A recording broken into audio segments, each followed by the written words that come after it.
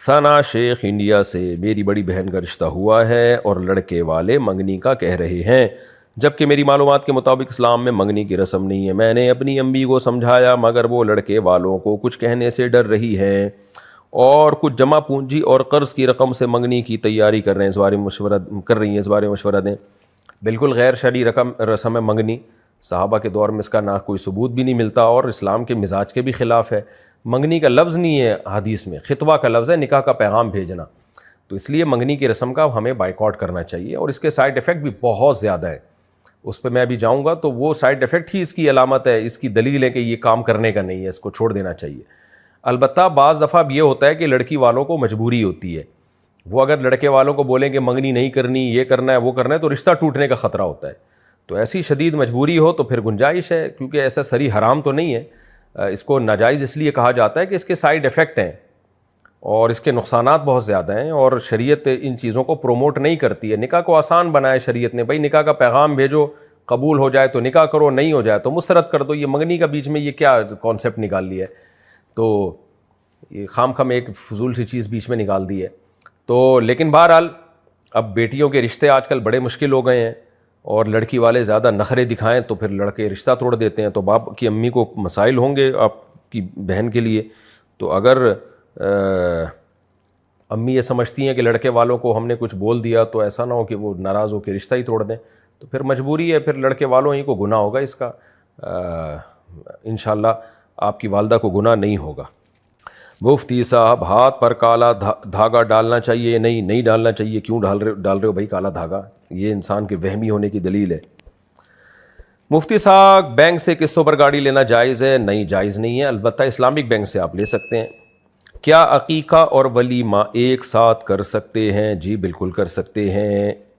اگر کوئی کہے کہ میں فلاں عورت سے نکاح کروں تو طلاق، تو اگر اس سے نکاح کیا تو طلاق ہو جائے گی، اور اگر یہی بات 2 مرتبہ یا 3 مرتبہ کہی ہو تو کتنی طلاقیں ہوں گی؟ دیکھیں، اگر کوئی کہتا ہے فلاں عورت سے میں نکاح کروں تو طلاق، تو پھر طلاق ہو جائے گی۔ اگر اس نے کہا 3 طلاق تو 3 ہو جائے گی، 2 کہا تو 2 ہو جائیں گی، 1 کہا تو 1 ہو جائے گی۔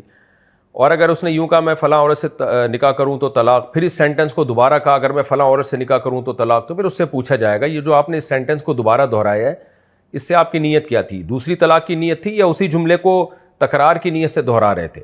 تو اگر وہ کہتا ہے اسی جملے کو میں دہرا رہا تھا یہ بتانے کے لیے کہ میں یہ قسم اٹھا چکا ہوں کہ اگر فلاں سے نکاح کیا تو طلاق ہے، تو پھر اسی کو اگر دہرانے کے لیے کہہ رہا تھا تو پھر ایک ہی ہوگی طلاق، کیونکہ وہ ایک ہی جملہ ہے، اس کو تاکید کے لیے دہرا رہا ہے اس کو۔ لیکن یہ بڑی پرلے درجے کی حماقت ہے اس قسم کے الفاظ زبان سے ادا کرنا۔ کچھ بے وقوف احمق لوگ دنیا میں ایسے پائے جاتے ہیں جو بیٹھے بیٹھے اس طرح کی باتیں کر رہے ہوتے ہیں۔ طلاق کا لفظ اسلام میں ہلکا لفظ نہیں ہے، تو اگر کسی نے یوں کہا کہ فلاں عورت سے میں نے نکاح کیا تو اس کو طلاق، تو پھر نکاح کرتے ہی طلاق واقع ہو جائے گی، تو اس لیے انتہائی درجے کی حماقت ہے۔ البتہ بعض اسلاف سے ہمیں مصنف ابن ابی شیبہ، مصنف عبدالرزاق میں ایسی احادیث ملتی ہیں، روایات ملتی ہیں جس سے پتہ چلتا ہے کہ نکاح سے پہلے طلاق نہیں ہوتی۔ تو ان اسلاف سے، صحابہ تابعین سے جو ثابت ہے نا کہ نکاح کے سے پہلے طلاق نہیں ہوتی، تو ان احادیث کا مطلب یہ ہے کہ اگر کوئی اجنبی عورت کو کہہ دے نا تمہیں طلاق ہے تو اس سے طلاق نہیں ہوتی، کیونکہ نکاح ہی نہیں ہے، لہذا اس سے شادی کرے گا تو طلاق نہیں ہوگی۔ لیکن اگر طلاق کو معلق کر دیتا ہے وہ کہ اگر میں نے نکاح کیا، نکاح سے معلق کر دیا اس نے، تم سے نکاح کیا تو طلاق، تو پھر ہو جائے گی، کیونکہ وہ نکاح سے پہلے تھوڑی طلاق دے رہا ہے، وہ تو کہہ رہا ہے جب نکاح کروں گا تو اس وقت طلاق تم کو، تو پھر ہو جائے گی، کیونکہ نکاح کے بعد طلاق واقع ہو رہی ہے۔ تو وہ جو اسلاف سے ثابت ہے نا کہ نکاح سے پہلے طلاق نہیں ہوتی، اس کا مطلب یہ ہے کہ جب کسی اجنبی عورت کو کوئی کہتا ہے تمہیں 3 طلاقیں، تمہیں 10 طلاقیں، تو وہ بیوی نہیں ہے تو طلاق کہاں سے واقع ہوگی، لہذا وہ اس عورت سے شادی کر سکتا ہے۔ لیکن اگر یوں کہا کہ نکاح کیا تو طلاق، تو پھر ہو جائے گی، کیونکہ نکاح سے معلق کر دیا، تو نکاح کے بعد طلاق واقع ہوگی، تو وہ تو اس کی بیوی ہے، تو ہو جائے گی طلاق پھر۔ عاشق رسول کہنے میں کوئی حرج ہے؟ کچھ لوگ کہتے ہیں کہ محب رسول کہنا چاہیے، عاشق رسول نہیں کہنا چاہیے۔ دیکھیں، عشق کا جو لفظ ہے نا یہ ایسی محبت میں استعمال ہوتا ہے جس میں شہوت کا عنصر ہو، تبھی معشوقہ اس کو کہا جاتا ہے، جس میں آپ کو عشق ہو، یعنی اس کو جو ہے وہ آپ کے جنسی جذبات بھڑک رہے ہوں، اسی کو معشوقہ کہا جاتا ہے۔ عشق معشوقی کہتے ہیں نا، تو شاعری میں بھی یہ لفظ اسی معنی میں بہت کثرت سے استعمال ہوتا ہے۔ تو اس وجہ سے بہت سے علماء اس کے قائل ہیں کہ اللہ کے لیے، اللہ کی نبی کی محبت کے لیے عشق کا لفظ استعمال کرنا جائز نہیں ہے، کیونکہ عشق ایک شہوانی محبت کے معنی میں استعمال ہوتا ہے۔ تو ظاہر ہے اللہ رسول کے لیے تو محبت انسان کی بڑی پاکیزہ ہوتی ہے، جیسے ماں باپ کے لیے پاکیزہ محبت ہوتی ہے، بہن بھائیوں کے لیے ہوتی ہے، تو عشق ایک نامحرم کی محبت کے لیے استعمال ہوتا ہے جس میں شہوت کے جذبات ہو۔ لیکن دیگر بعض علماء کی رائے یہ ہے کہ ہم مجازاً یہ لفظ اللہ رسول کے لیے استعمال کرتے ہیں۔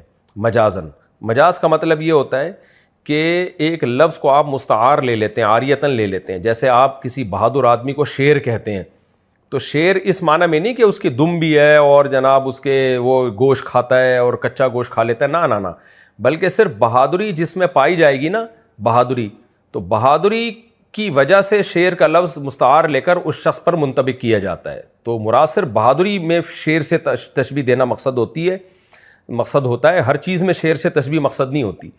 تو عشق کا لفظ جب اللہ رسول کے لیے استعمال جن لوگوں نے کیا ہے، وہ کہتے ہیں ہماری نیت اس میں شہوت کا تو ظاہر تصور نہیں ہو سکتا، یہاں پہ صرف ایک محبت میں مبالغے کے لیے، کیونکہ عاشق کو جب معشوقہ سے محبت ہوتی ہے نا، بہت زیادہ ہوتی ہے، تو صرف یہ لفظ محبت کی کثرت کو بتانے کے لیے، یعنی بے تحاشا محبت جب جتانا چاہتے ہیں ہم کسی کے لیے، تو اس کے لیے عشق کا لفظ ادھار لے لیتے ہیں اور عشق کا لفظ وہاں منطبق کرتے ہیں، کہتے ہیں مجھے اپنے باپ سے عشق ہے، مجھے اپنی ماں سے عشق ہے، مجھے اپنی بہن سے عشق ہے۔ تو مطلب یہ وہ والا عشق نہیں ہوتا، مطلب بے تحاشا محبت ہے، جذباتی محبت ہے۔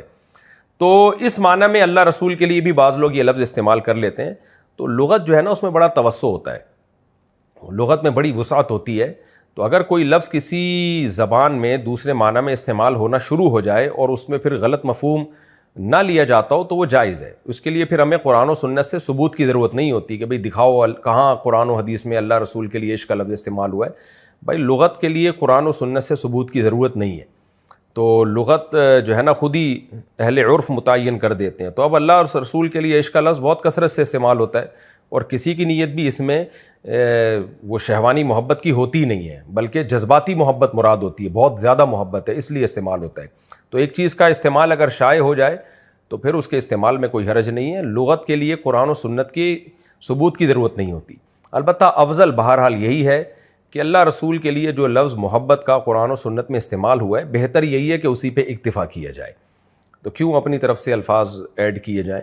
تو محبت ہی کا لفظ استعمال کرنا چاہیے جو قرآن و سنت میں کثرت سے استعمال ہوا ہے، لہذا افضل یہی ہے کہ عاشق رسول کے بجائے محب رسول کا لفظ استعمال کیا جائے۔ میرا خیال ہے اس کے افضل ہونے میں شاید دو رائے نہیں ہو سکتی۔